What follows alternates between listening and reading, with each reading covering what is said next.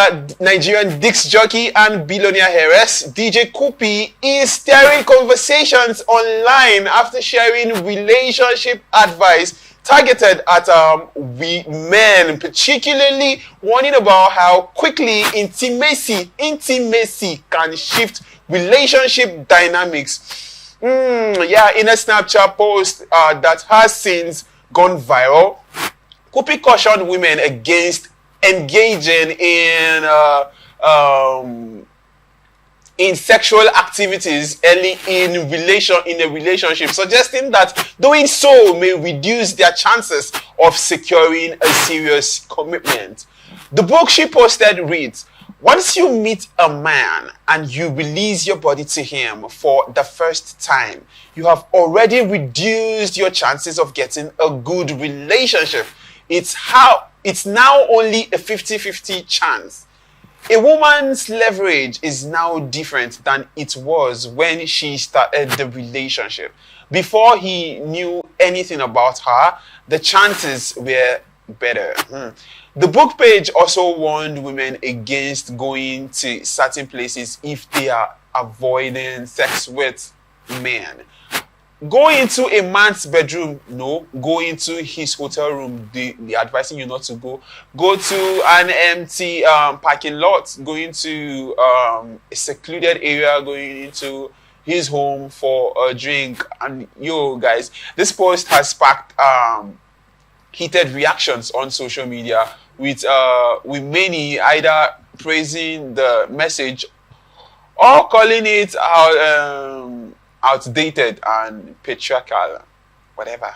So we'll see some reactions, but first let me get your take on this particular matter. Do you think getting involved in sex, having sexual relationship, having that meet with somebody you're in a relationship with early enough, does it make you would you look at the lady like what's that word now? Would you look at her lesser than you've seen her, probably because you've had a relationship with her that is intimate? Would that change your perspective of her?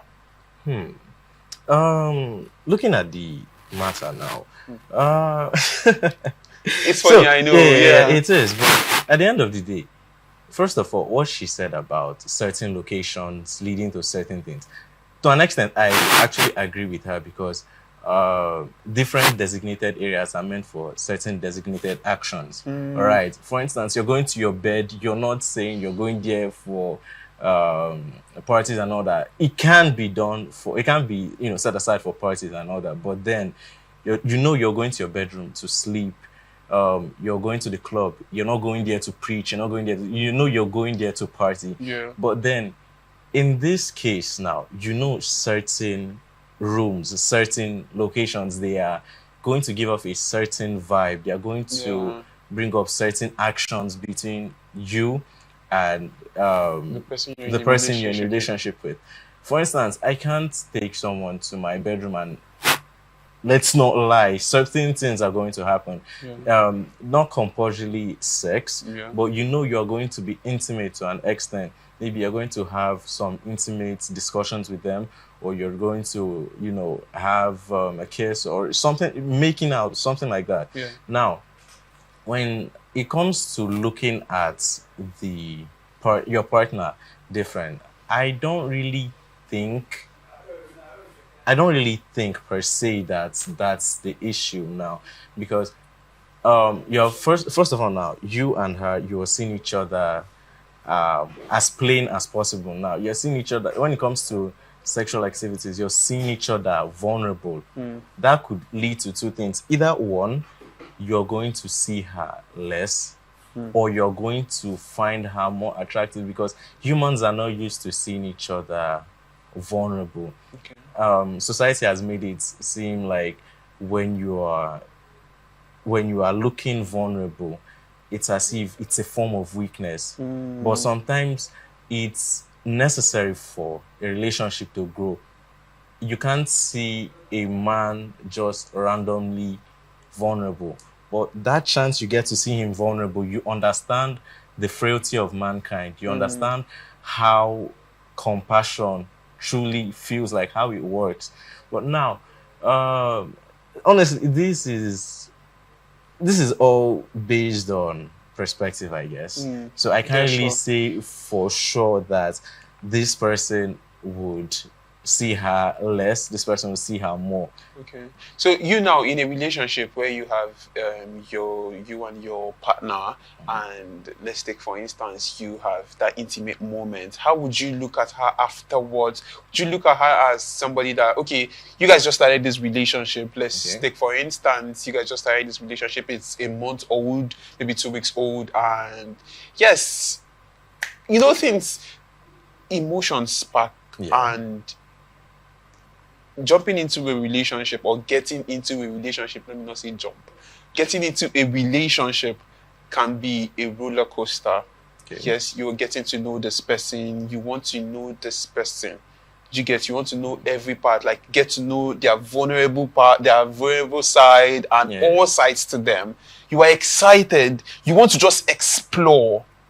So do you think when you have that when you see that side of that person, when the person is vulnerable to you, now I'm borrowing your words, when you see that person to that extent that you people have that intimate commitment with each other, do you think that would make you look at the person less or appreciate, or would it make you appreciate the person even more? Okay, for me, when it comes to that now, before I got into a relationship, definitely I found something appealing, something I want. It's not that I was lonely and then I wanted to just get into it. This is something people get mixed up. Relationship is not just about getting someone. It's about the journey itself. The relationship is the journey. Each day, you can't learn everything about a partner. You can never learn everything. Even as human, we don't even know everything about ourselves. Right? So the more you get to see that, the more I get to see that, the more I feel, all right, I get to understand the different aspect of this person, which draws me more and more. If certain things just pull me back, like I just randomly and spontaneously just pull out, then I know that what I had with this person, what I was searching in this person was just a facade. Yeah, so that's just my take on the matter. All right, brilliant one from the incredible Gidel, ladies and gentlemen. Let's look at some of the comments here that I have here with me. Okay, this one says, this might look like a cruise, but it definitely inspired a young lady tonight. What do you have to say about this particular comment? I'm speechless.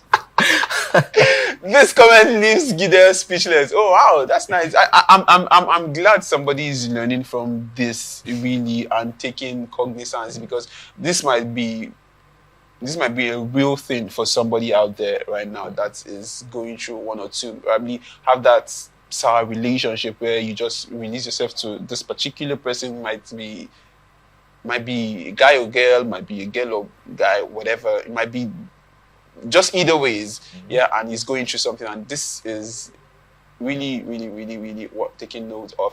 Somebody said, another comment here reads, you all might say she's doing too much and seeking for validation, but everything in that note is 100% on point. Do you think she was this now, do you think she is seeking validation? That's the person in question. And DJ Cuppy now, do you think she's seeking validation with all this her current move that she has seen God, blah blah blah blah blah? Do you think she's just seeking validation from people, or she's just trying to live her life the right way she feels it should be lived? We can't say if anyone is truly seeking God. This is on a personal level now. This is a personal thing. Okay. All right. So, for the whole seeking validation part, there are certain actions that might point to that. Okay. But in this case, is there any action pointing to that? in this case, based on everything she said, Yeah. I feel she is going on point. She's on point now. But for most people, they will feel that she is going in the way of seeking validation. But at the end of the day, whether she's right or wrong, a wrong clock is always going to tell the time twice a day. Yeah. A wrong clock is always going to tell the time twice a day. Make that make sense. Explain. That sounds like too much right now. Okay, I think I am understanding, but please explain it to somebody that doesn't understand. Assuming that I don't understand now. All right. So the reason why I said a wrong clock is always going to tell the time right twice a day is because let's take a fool, for instance.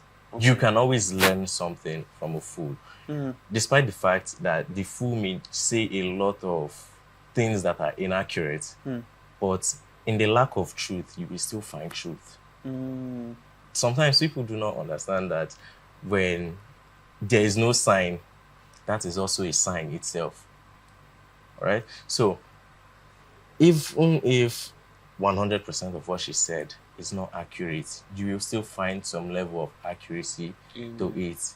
You just need to sit and think about the whole issue. I'm sure you are getting a thing or two out of this particular conversation, and yes, it has been an interesting conversation so far. Please do leave a comment in the comment section using the hashtag ATNGems, and trust me, we'll get to all your comments in a bit. So let me take this last comment before we move to our next story. So there is scarcity of husband material everywhere as it's affecting the rich, and not only the poor are affected, and the not so rich also are affected. So every day, man, you rest, I beg. Must you have a man? Somebody else said, trust or believe it or not, she's telling the truth. Well, your final advice to young girls, the gems, the ladies and the guys that would find themselves in crossroads like this in a relationship and they are coming in contact with this post, what would your advice to them be? How would you advise them to go about their life and their relationship being in a and their life and just being in a relationship currently? Right. So when it comes to a relationship, when it comes to their relationship life, if you're not ready, don't go for it. There is no pressure, honestly speaking. The whole pressure on getting the man, getting a partner, settling down, it's not compulsory. If you're not ready, just slow your boat, because when it comes to a relationship, it's not just going to be about fun all the time. A point will come where you'd have to sit down and look at the future of the relationship, where it's heading, where both of you are heading individually before collectively, because a relationship is just like holding a rubber ring. If one lets go, it hurts the other one. Yeah. And now, if one hand gets tired, the other one is going to suffer. But if both hands are steady, it's going to last, right? Yeah. But people now should, follow what they deem is right. There is no right or wrong path. But there is the path that favors you in the long run. So you should go for the path that favors you. Wouldn't that be rather a bit selfish? Sometimes you have to be selfish for the greater good. Sometimes you have to be selfish for the greater good. Now, this last question, let me not see this last question because I said that one was my last question, but now I'm getting another question. Now, for those already in a relationship that they've gone intimate and they are getting this disrespecting vibes from their partner, what would your advice to them be? How would you advise them to handle the situation? Would quitting the relationship be a a better option at this point in time, or is there like a better way to go about this particular? I know somebody just said, I'm just hearing somebody say, how would you be asking a web developer that kind of a question? I think you should be asking that to a relationship therapist, but I'm sure he has shocked you so far with his response. So let me hear you, Gideon. All right. So when it comes to those that are already in relationships and they are feeling somewhat out of place, Yeah. first of all, try having a conversation. Okay. The use of conversational skills in our generation is very underrated now, dare I say, because conversations were meant to be one of the strongest forms of communication. Okay. The smartphone was meant to facilitate that. Okay. Tech in general is meant to facilitate communication between two people. Now, instead of you waiting for 3 months for a letter to come to you, now you can just get your smartphone or your computer and text them. I would like us to talk about this. I would like us to talk about that. Now, when you see the conversation isn't going anywhere, I would suggest you just quit. Okay. Because in as much as we give advices, people will still do what they want to do. Yeah. All right. So if you see that his goals are not aligning with your goals, or the collective goal is not going to be profitable. And now I'm not just talking about financially, I'm talking about mentally, spiritually, in all aspects, both educationally as well, because this is going to be a mutualistic form of relationship where both sides are meant to be benefiting to an extent. Actually. So if you see that both goals are not aligning, it's just best to pull out, restart the project. Let me put that in my terms. If you see the bugs in the relationship, or if you see the bugs in the project are way too much, try restarting the project. If you see the bugs in the project are way too much, try restarting the project.